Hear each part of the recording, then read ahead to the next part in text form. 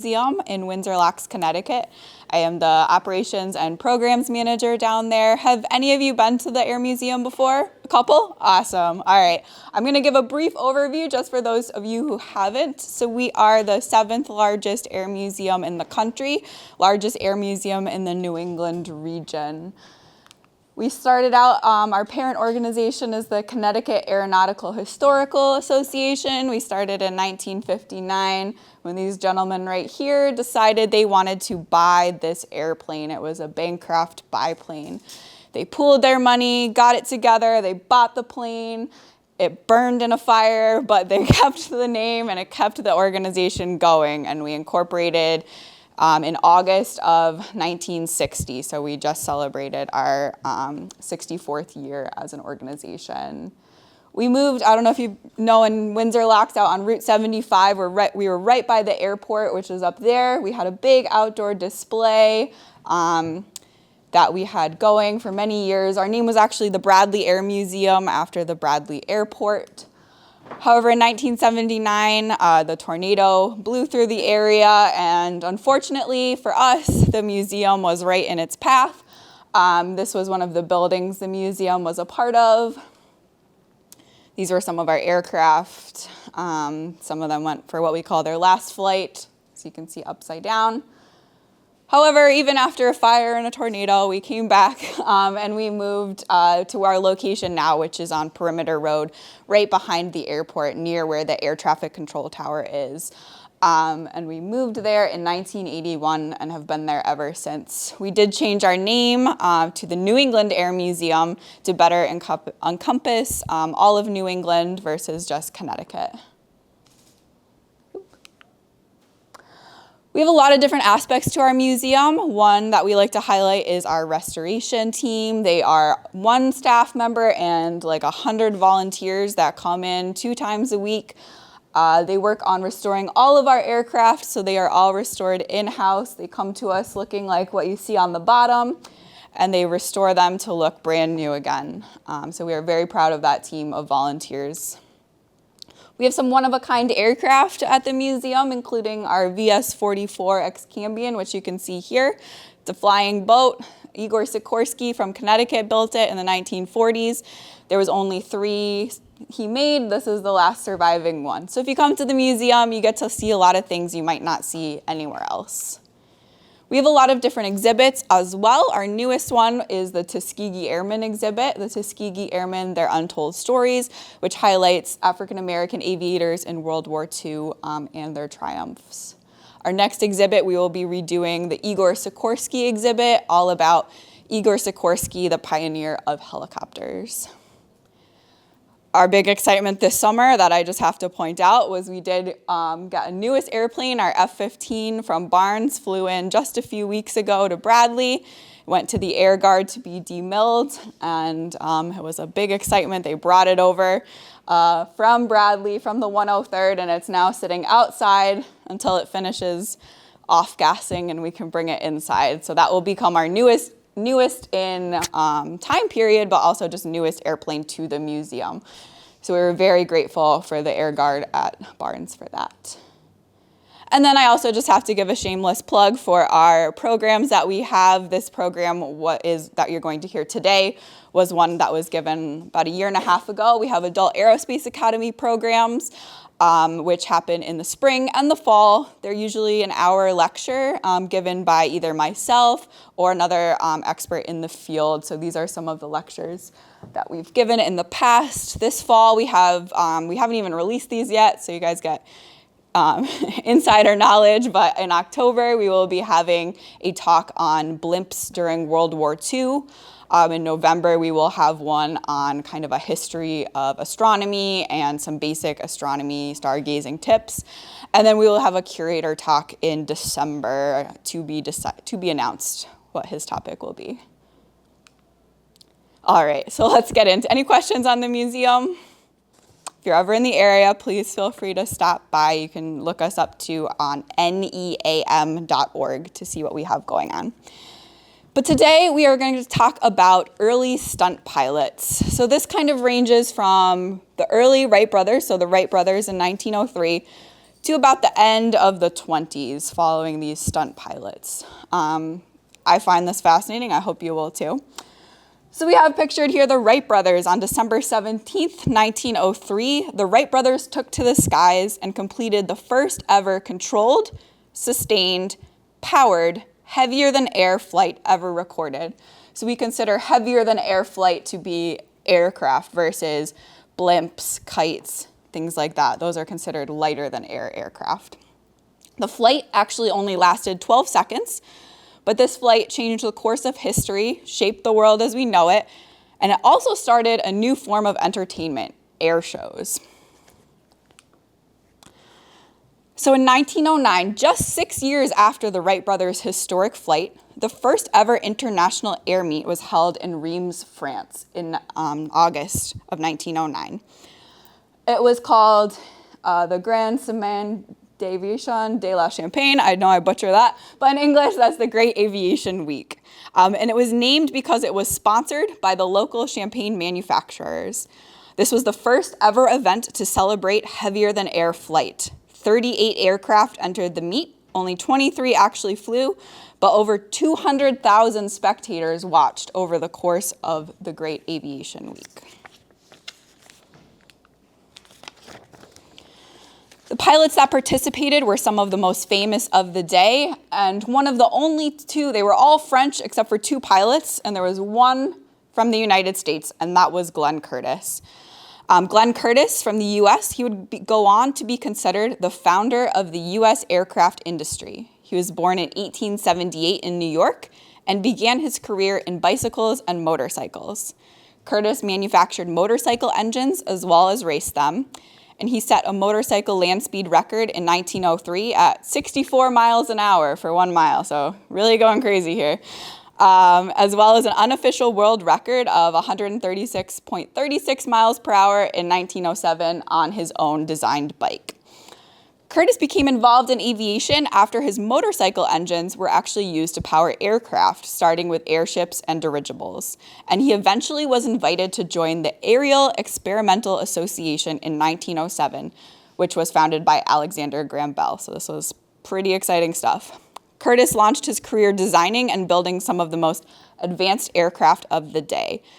With the AEA, Curtiss designed and tested the airplane, the Junebug, which you can see in this photo up in the middle, top middle, which he flew in 1908 and won the Scientific American Trophy. The flight is also considered to be the first pre-announced public flight of a heavier-than-air aircraft. Not only was Glenn Curtiss involved in civil aircraft, he also designed aircraft for the military. In 1910, he became involved with the Navy when one of his pilots demonstrated the ability to take off from the deck of the cruiser, the USS Birmingham. He began flight training for naval officers, and he began designing pontoons for aircraft. And in 1911, he flew the first seaplane in the US. Curtiss sold the Navy their very first aircraft just 6 months later, the A-1 Triad, which Curtiss won the Collier Trophy for. We don't normally think of military aircraft in the 1910s, but they were there. In 1916, Curtiss developed what would arguably be his most famous aircraft for the Army, the JN-4, which was called the Jenny, which was used in World War I. You can see that aircraft at the bottom of the screen right here. It is estimated that about 95% of all World War I aviators were trained in a Jenny. Oh, hi. And variations of the aircraft were used by the military through the 1920s. So this was revolutionary for military aircraft. In 1929, the Curtiss Airplane and Motor Company merged with the Wright Aeronautical Corporation, and they formed the Curtiss Wright Company, which is actually still around today.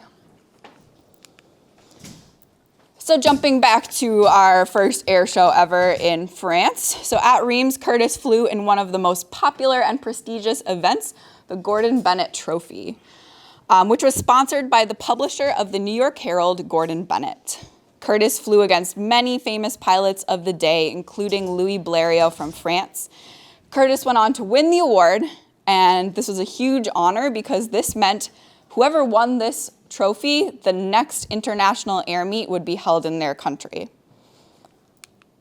So with that, the next international air meet was held in the United States. It was actually the first one held in the United States at Dominguez Field in Los Angeles of January 1910. As I said, Glenn Curtiss won that award over all of the other aviators there, and won that right for it to be in his home country. Over the 11-day event, roughly 254,000 spectators turned out to watch the aviators. Famous aviators from all over participated in this, including Lincoln Beechey and Charles Hamilton, who we will dive into a little more later in this presentation. The Wright brothers, however, as famous as they were, did not participate in this air meet. They were actually tied up in patent disputes with other aviators, such as Glenn Curtiss, claiming that the ailerons, which are a piece of the wing that controls the aircraft, violated the Wright brothers' patent. So although the brothers did not fly in LA, they actually came with their lawyers to try to stop Curtiss and French aviator Louis Paulhan from flying. However, both aviators still flew in the meet, and Curtiss set a new airspeed record, a whopping 55 miles an hour, and Paulhan set a new flight endurance record and a new altitude mark of just over 4,000 feet. So we're not talking about very fast aircraft here. So as people around the world became fascinated with flight, 3 of the most famous aviators of the day formed exhibition teams to tour around the country and generate excitement for this new marvelous air travel. Orville and Wilbur Wright formed their exhibition team in 1910, and their biggest rival, Glenn Curtiss, who we just met, formed his team later that same year. The rivalry between the Wright brothers and Curtiss played into the drama of the air shows and really kept the crowd engaged. The teams competed against each other in various aerial stunts, testing the limits of these early aircraft. So as you can see, not only were they showcasing what airplanes could do and just bringing air, because you think about it, none of these people had ever seen an airplane before. Most people in the country had never seen an airplane before. So they would go around to different areas, bring their aircraft to be able to show people that, hey, we actually can fly. Here we go. Let's see it. However, flying in the early 20th century was extremely dangerous, and the limits these exhibition pilots pushed their aircraft to made it even more deadly. Aviators of the era, which were sometimes called birdmen, were celebrities across the country. Their daring feats enraptured the nation, who were excited to see their stunts, but they also hung on to the hype of seeing one of these aviators crash. Many of these aviators died an early death in their aircraft. In 1910, the Wright exhibition team lost 2 of their top pilots, Ralph Johnstone, who died after crashing from a high-altitude flight in November that year, and Archibald Hoxsey, who died in a crash in December trying to set a new record. Before that, these 2 were the stars of the show, known as the Heavenly Twins. The Wright team disbanded in November 1911 due to the number of crashes and deaths, as well as the loss of some of their top pilots. In 1910 alone, 30 famous aviators were killed while performing, and some experts estimate about a 90% fatality rate for pilots of the era. So this was not something for the faint of heart. The dangers of flying can be seen most notably in the wildly popular aviator Lincoln Beechey, pictured here at the bottom. Beechey was born in 1887, and he was an experienced dirigible pilot before he became involved with airplanes. And he joined Glenn Curtiss's team in 1910. By 1911, just 1 year later, Beechey was aviation's single greatest moneymaker, and he averaged more in a day. He made more in a day than the average national annual income. That's crazy. He performed stunts such as flying over Niagara Falls and under the Honeymoon Bridge, which I'll just go back. That's him flying in Niagara Falls under the Honeymoon Bridge there. He would fly alongside a train with one of the wheels rolling along the train the whole time. And he was known for the dip of death, in which he would plummet his aircraft towards the ground and he would pull up at the last second. Beechey's kind of an interesting character. He actually stopped flying several times during his career, short career, because he thought the crowds were too interested in kind of the drama of the deaths of these aviators, and he was worried he was playing too much into that.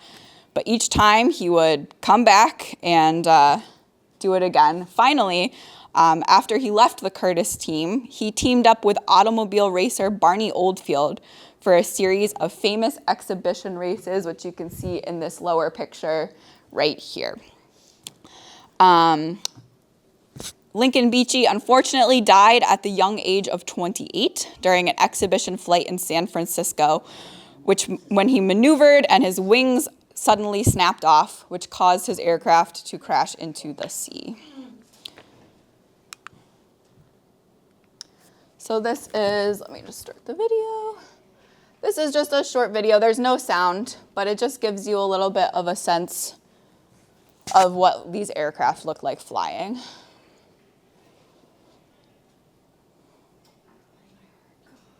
So this is Glenn Curtis.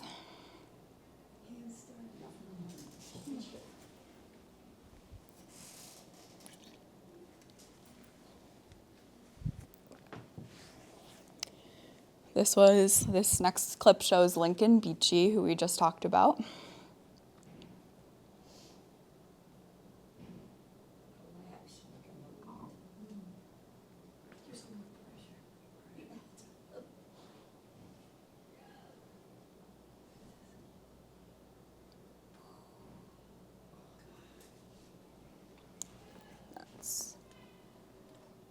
This last clip doesn't really play, so we're just going to skip ahead. There we go. Unfortunately, since it is from the early 1910s, there's not a lot of footage of these aviators, so it's a little hard to find, but those snippets are really key to seeing what it was like. So we're going to talk about a New England-born pilot for a little bit now. Charles Keeney Hamilton was Connecticut's most famous aviator of the day. He was born in 1885 in New Britain, Connecticut, and he began his flying career in lighter-than-air aircraft, including balloons, kites, and blimps. He flew hot air balloons and performed parachute stunts at both circuses and fairs. Here he is now. Hamilton made the move towards heavier-than-air aircraft in 1909 when he began taking lessons with Glenn Curtis. He joined Curtis's exhibition team, and he actually did fly in that second air meet, the first one in the United States in Los Angeles. And then after that, he joined the exhibition team on a tour around the Southwest. Curtis liked him so much that he actually let him rent his Reams Racer, that airplane he won that really important trophy with, which was a huge honor from the acclaimed aviator. Hamilton rose to fame quickly, and he held a reputation for being a daredevil flyer.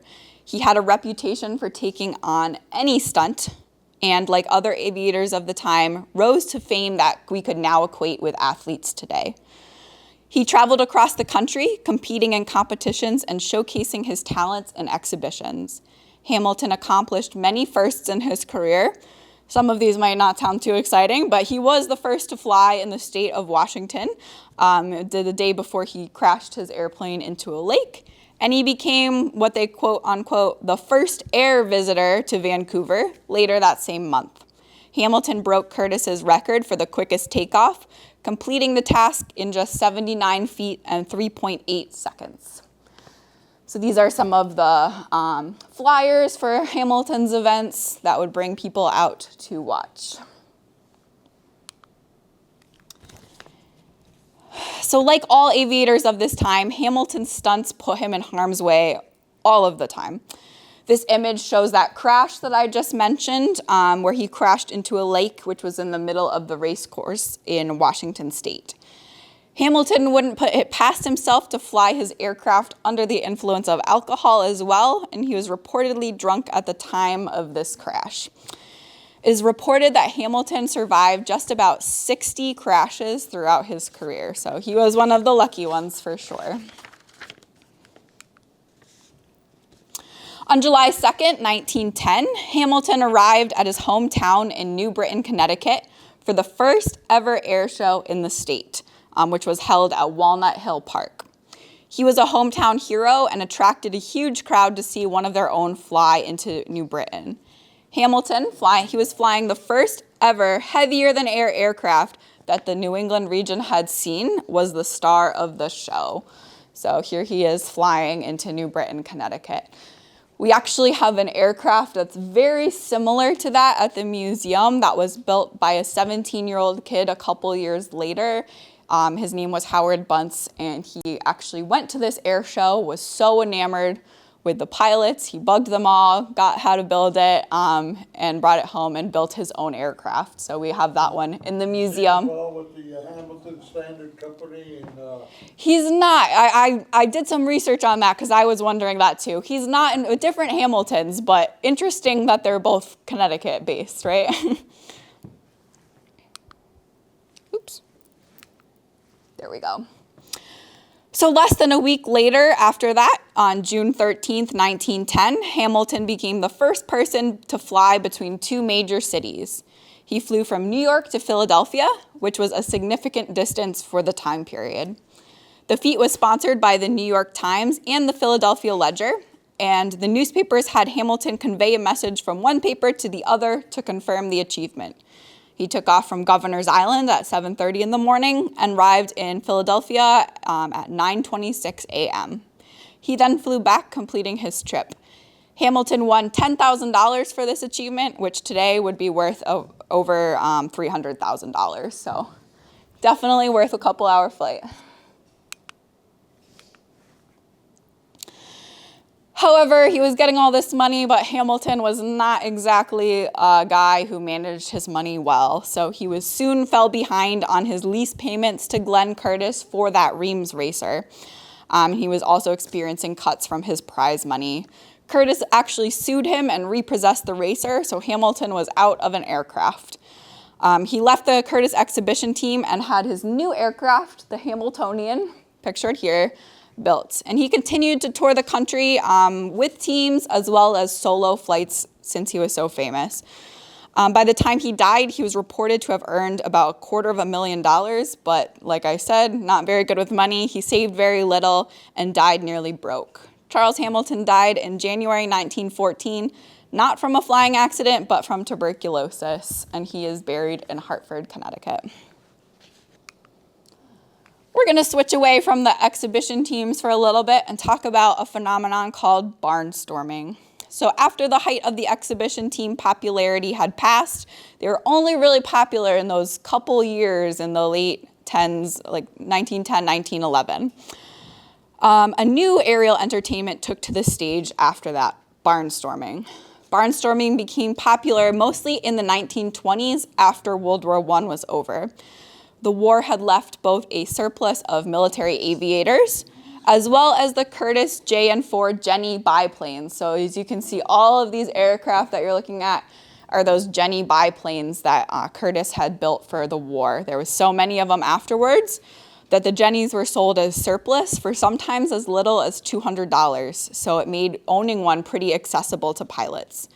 There were also very few federal regulations during this time, as we're only a couple decades into flight in general, so very few federal regulations, which stunt aviators were very happy with because they could kind of do what they wanted. Barnstorming often took place in rural areas where pilots would use local farm fields, hence the name, to put on their shows. For towns, this was a very big deal, and often all other operations in the town would cease to allow residents to view their show. Pilots were usually stunt pilots, and there were also aerialists. So the pilots would perform stunts in their airplane. Aerialists were the ones you see kind of here, where they would perform things such as wing walking, parachutes, and other mid-air stunts. Barnstorming lasted through the 1920s, through about the mid-1920s, until federal regulation did start to increase, which made it a little bit more difficult for stunt performers to perform. So the way this would work often is a pilot or teams of pilots would fly into a town. They would kind of buzz over the town, some excitement, land in a farm field, ask the farmer, hey, can we use your land? And he would say, yeah, sure. And then they would fly over, drop leaflets. That would kind of generate the excitement. So it would kind of just be these pop-up things all over the country. One of the more notable stunts that became famous with the Barnstormers was wing walking, which, as the name implies, is a stunt where a person stands or walks on the wing of an aircraft. Famous American wing walker Ormer Locklear, who you can see in this slide here, is credited with the growth of the stunt. Locklear had experimented with wing walking when he was a pilot in the Army during World War I in 1917, when he would actually go out of his aircraft, he would lock the controls, go out, and make adjustments to his aircraft. In 1919, he formed the Locklear Flying Circus and quickly rose to fame as a barnstormer, and he's known as the father of aviation acrobatics. He perfected signature stunts such as jumping from one airplane to another, hanging onto trapeze bars by his teeth, handstands, and leaping from a speeding car onto his aircraft.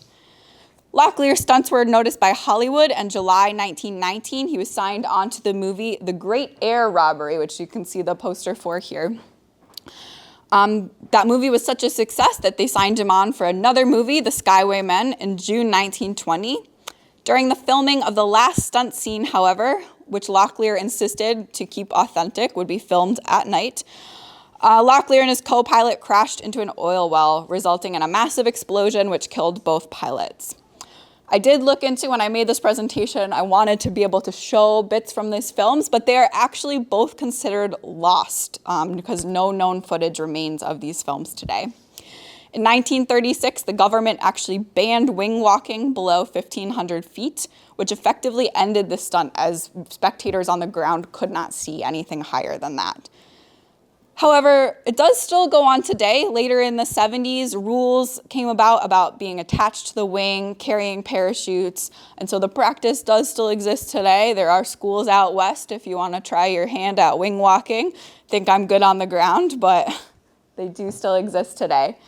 So the next video I am going to show is of a young girl. She is showcasing her wing walking talents. Her name is Mildred Unger.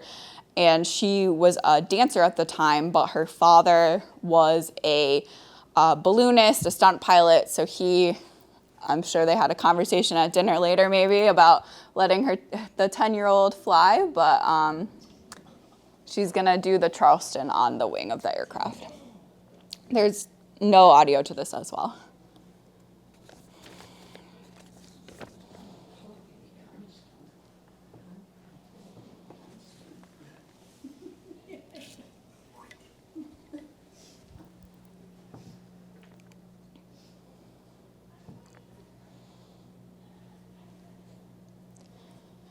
She climbs up, climbs out of the aircraft. Oh, there is like a little sound. I don't know what's going on with it. And she gets up there, does the Charleston. There she goes. I don't even think I would have the balance to stand, never mind do a little dance.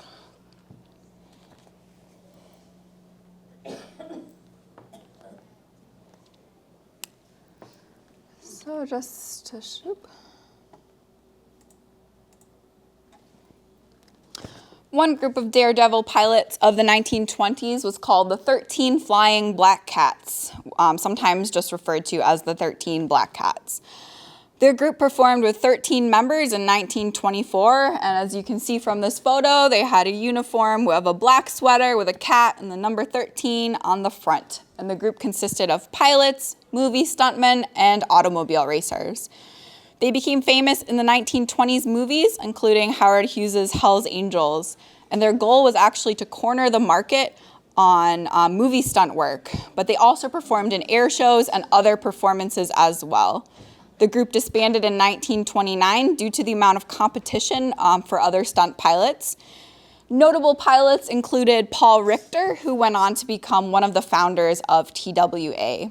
Their work to develop set fares for stunts performed in movies was extremely useful when in the 30s, aviators such as Pancho Barnes founded the first association of movie stunt pilots and used the work that had been done by the Black Cats. I don't know if you can see from the back, but this is the prices that they would charge for their stunts. So for example, a fight on an upper wing with 2 men, 1 knocked off, $225. All the way down to blowing the plane up in midair and the pilot shoots out was $1,500. Some of their lowest rates were parachute jumps at $80. But you know, they have a whole little menu here for all of what you could ask these pilots to do. I think they probably could have charged a lot more for these stunts, but. Although no women were officially allowed in the group, there were several that were considered a part of the 13 Flying Black Cats, including stunt woman Gladys Roy, pictured here.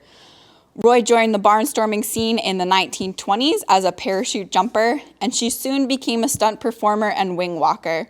She was known for her ability to create new and exciting stunts that would please the crowd.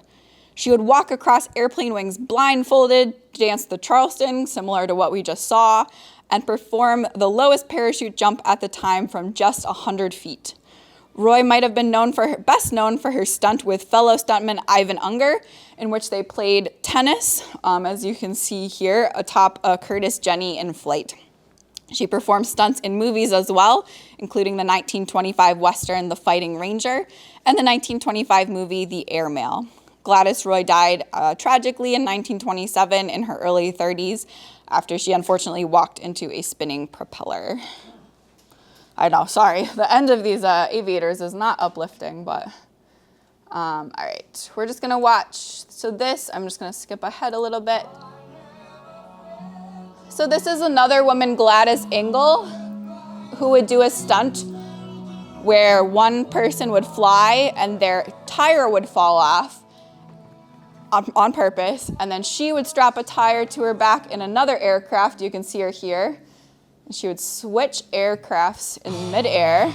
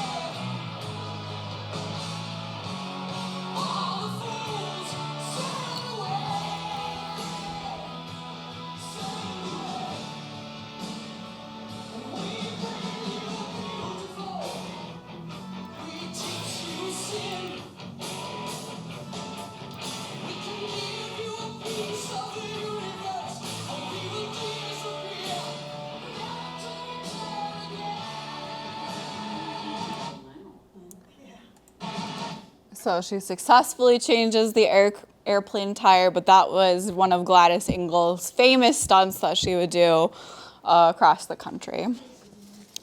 So as you could see from the previous slides in the video we just watched, barnstorming and stunt piloting was not just for men. Women were often the performers in these stunts. So one such performer is Ruth Bancroft Law, pictured here, who was born in 1887. She wanted to be a pilot. She actually asked Orville Wright to be her teacher, and he refused her flight lessons, but she was not deterred. She went out and earned her pilot's license in 1912. By 1915, she was performing stunts and was the first person to perfect the loop-the-loop. In 1916, Law set out on a cross-country distance record when she flew from Chicago to Hornell, New York. Many people were skeptical that she would be able to accomplish this feat. Her aircraft was very outdated for the time. She did encounter many setbacks during her journey, including huge wind gusts, extreme temperatures, engine failure, and more. However, she didn't let that stop her, and she was able to set that distance record. That's the thing about a lot of these aircraft. Obviously, they're very exposed to the elements. No air conditioning, no heaters. So when you get up, it's pretty darn cold, and all of a sudden it would be very hot. So those extreme temperatures were very tough to deal with. So Law actually petitioned to allow women to fly in World War I. She really wanted to be a military aviator, but she was ultimately rejected. She was, however, the only woman allowed to wear a military aviation uniform during the war, which you can see her pictured here in her military aviation uniform. This was so she could promote the war effort through her stunts. So she would fly over in her uniform, throw flyers in support of war bonds from her aircraft and other things to help support the war effort. After the war ended, Law continued flying, and she became the first person to deliver airmail to the Philippines in 1919. And then she formed her own barnstorming acrobatics group as well. Her retirement in 1922 was at the request of her husband. Might have saved her life, we don't know. But she is a pretty wild aviator. Bessie Coleman is another groundbreaking woman stunt pilot. She was born in 1892, and she was the first African American and Native American female pilot. Coleman was not deterred by the lack of opportunities in the United States, and she actually went over to France to earn her pilot's license from the Fédération Aéronautique Internationale in 1921. You can see her license right there. From that time, Coleman became famous in the United States for her stunt and aerial flights and her infamously dangerous air shows. Some of her most famous stunts included the loop-the-loop, which we talked about, as well as flying in figure eights. She was extremely famous, not just in the United States, but across Europe as well. She was also famous for standing up for her beliefs, once refusing to perform at her hometown in Texas until the show managers desegregated the entrances. She was known as Brave Bessie, and she would pave the way for early African American, Native American, and women aviators. She died tragically in a plane crash in 1926, but her legacy lives on in many of the pilots she inspired. Both of these women, if you end up at the museum, you can learn about them and other female aviators in our New England Women in Aviation exhibit. So that concludes our talk today on early stunt pilots, early wing walkers, kind of craziness of aviation from the 1910s through the 1920s. Any questions I might be able to answer for you all? Anyone ready to try wing walking? Me neither. They said they never got insurance. Yeah, I think that was, as soon as those, as soon as some federal regulations kicked into place and things started becoming more expensive, it kind of fell by the wayside. The Jenny aircrafts, they stopped being able to sell those, and those were kind of what all barnstormers were using at the time. And then it transfers into bigger and better. By the end of the 1920s, we start getting more, flying wasn't such a novel thing anymore. We were having bigger aircraft built. We started having airmail. By the 1930s, passengers were starting to take place. And then in the 40s, with World War II, obviously aviation took off. I can't imagine. We do. You're up in the air on a bicycle. Basically, yeah, you're exposed to the elements. Some of them you would actually control by moving your whole body to warp the wings. So you had to be a little crazy and a little brave to try these out. But they really paved the way for aviation today. And that's kind of the cool thing about aviation is it had such a short history since the Wright brothers in 1903 That big boat plane I showed you in the beginning, that's 1944. So there's really not less than 50 years between these huge metal aircraft flying across the ocean and airplanes like Hamilton sitting in his little aircraft here. So the speed at which these things were done was pretty astronomical. Years ago, on the Big E, they used to have, just before you got in the gate, there'd be somebody giving you rides, and then, Oh, wow. I don't know if it was an airplane or a helicopter. Yeah, I think it was an airplane, but. Probably. I can't remember. yeah. They would drive you around, Oh, that's West cool. Springfield in probably 5 minutes or something. Yeah. They weren't charging too much. Oh, that's nice, because sometimes they charge you a pretty penny for those flights now. I would say $20 at the most. That's awesome. That's very cool. Yeah, definitely these guys have a lasting legacy. As if we're all from this area, we all know air shows are very big at Barnes and Westover and across the country as well. So sometimes you won't quite see these airplanes flying, but you'll see a lot of older aircraft, those early biplanes, you'll see them flying those sometimes. And sometimes, like you said, you are able to get rides in some of those old aircraft as well, depending on the place. I rode on wasn't really an antique airplane, but it was Yeah. kind of like older one, and maybe a 4-passenger. Oh, wow. After riding in big planes, riding in this little plane, and it had the wing up above, Mm-hmm. and it wasn't anything like I expected. No, definitely not. Because I was up in the air, I got sick on this plane. I probably would have too.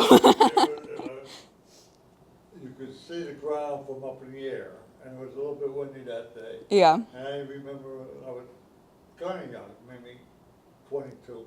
Mm-hmm. I remember looking down at the trees, and I used to think, well, I used to climb them trees, and I thought I was pretty high. Yeah. But now I'm a lot higher. Yeah. Don't want to think about it too much. Relating to that, but the plane, to me, didn't do what I expected it to do. Mm-hmm. I expected it like that, like this, taken out. Yeah. But then I expected it to flatten out. Yeah. The plane the whole time was going like this. Huh. And, Interesting. I didn't expect that. No. And again, I kind of expected the engine to slow down once it got up to speed. Yeah. Like it could, but the engine didn't slow down. It was revved up high the Wow. whole time. And I wasn't prepared for any of that. No. Very different than what we think of with flying today, for sure. Any other questions I can answer? No? If you think of anything, please let me know. I'll be here packing up my stuff. And if you're ever at the New England Air Museum, stop and say hi, and definitely check out our programs that we have coming up in October, November, and December once we have those released. So thank you all so much for spending your morning with me. Thank you.